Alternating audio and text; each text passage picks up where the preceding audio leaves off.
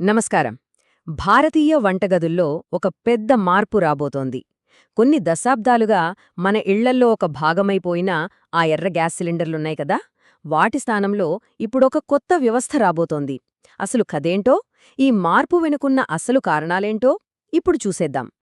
ఈ ఎర్ర సిలిండర్ చూడగానే మనకు గుర్తొచ్చేది మన వంటగదే కదా. కొన్ని తరాలుగా మన జీవితాల్లో ఇది ఒక భాగమైపోయింది. ప్రతి భారతీయ ఇంట్లో ఇది కనిపిస్తుంది. కాని ఈ సుపరిచిత దృశ్యం త్వరలోనే చరిత్రగా మిగిలిపోవచ్చు. మరి ఇంతకీ అసలు ప్రశ్న ఏంటంటే, కోట్లాది మంది వాడుతున్న ఈ సిస్టమ్ని మార్చాల్సిన అవసరం ప్రభుత్వానికెందుకొచ్చింది? ఎందుకంత పట్టుదలగా ఉంది? దాని వెనక ఉన్న అసలు కదేంటో తెలుసుకోవాలి గదా. ఆ కారణం ఒక్క నెంబర్లో దాగుంది. అదేంటో తెలుసా? 85%.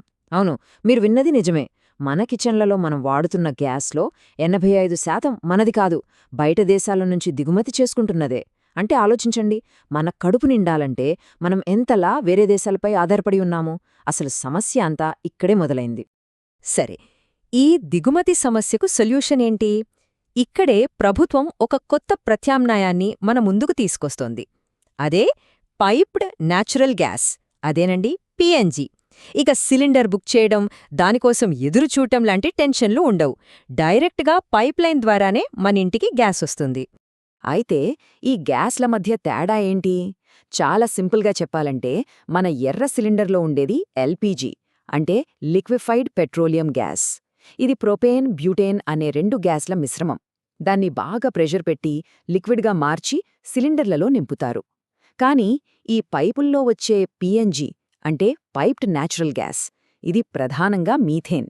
దీన్ని లిక్విడ్గా మార్చాల్సిన అవసరం లేదు, గ్యాస్ రూపంలోనే పైపుల ద్వారా వచ్చేస్తుంది. ఇక మనం కార్లలో వాడే సిఎన్జి కూడా ఇదే మీథేన్. కాకపోతే దాన్ని ఇంకా ఎక్కువ ప్రెషర్తో కంప్రెస్ చేస్తారంతే. అంటే బేసిక్గా తేడా అంతా డెలివరీలోనే ఉందన్నమాట. ఎల్పీజీ అంటే మనం షాప్కి వెళ్ళి ఒక వాటర్ బాటిల్ కొనుక్కున్నట్టు, దాన్ని ఇంటికి తెచ్చుకుని వాడుకుంటాం. అదే పిఎన్జి అనుకోండి, ఇంట్లో ఉన్న ట్యాప్ తిప్పగానే నీళ్ళొచ్చినట్టు నిరంతరాయంగా వస్తూనే ఉంటుంది.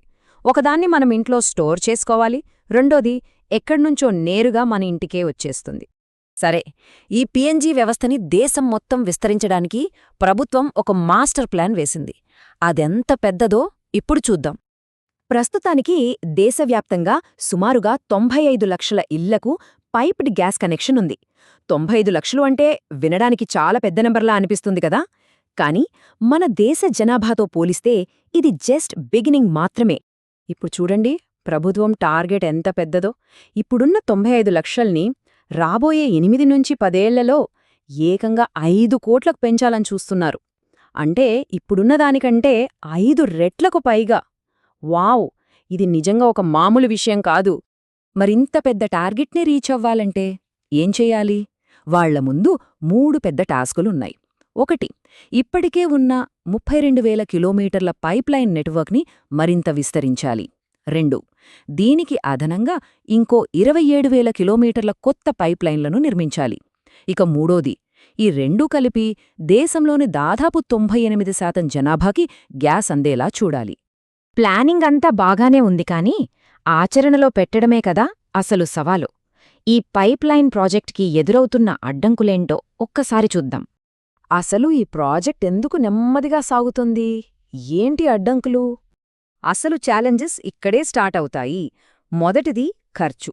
1000 కిలోమీటర్ల పైపులు వెయ్యాలంటే మాటలు కాదు కదా.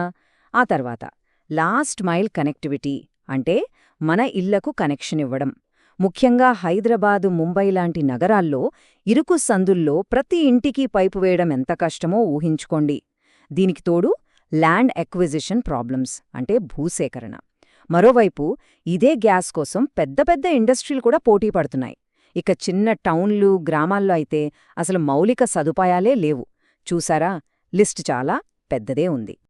ఇక్కడ చాలామందికి తెలియని ఒక ఇంట్రెస్టింగ్ పాయింట్ ఉంది.